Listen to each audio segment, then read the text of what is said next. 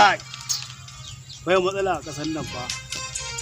Ka yi can din ka dawo, kayan haya ka dawo ba wani labari. Ga can gayo an tattafi ana ta kallon duniya, mu muna nan gida muna lafiya. Ka rasa wani kwata abin yi ma a ƙasar nan. Gaskiya kawai shawara zan yanke wa zuciyata kawai shi ne bayani ba. Allah wallahi. Ko kuma gurgu ne. Kaga fa guragun nan fa na kan bakin layin mu fa. Ba karamin kuɗi suke tarawa ba fa. Gaskiya a'a makaho zan koma. Rabun nan ma fa na bakin can karewa fa suna tara kuɗi wa mutanen nan fa. Wallahi. Anya ba cikin su zan koma ba. Ai ko matsalar can mutane duk sun san da ne ba.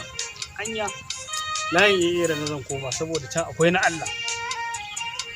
Yanzu wace ma ranar zan sa ne. Ai da hukuma za a fara harkar nan ba fa. Da gobe ko wani katar radan gilashi da shi zan je dora. Nemi sanda na lafiyayye dora shi. Saboda a can da na je na dan samu abin da na samu yarinyan nan dan je ba ta nata da kadan kuma mutum gidan caso. Shi da bayani.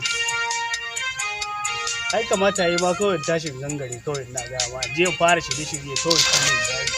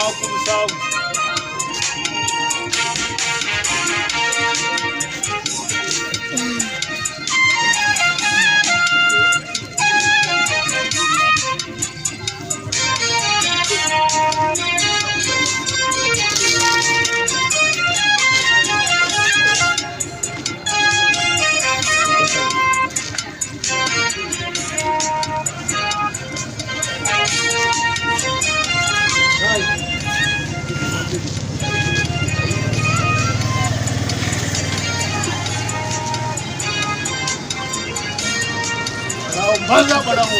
Bani kudi. Bani kudi.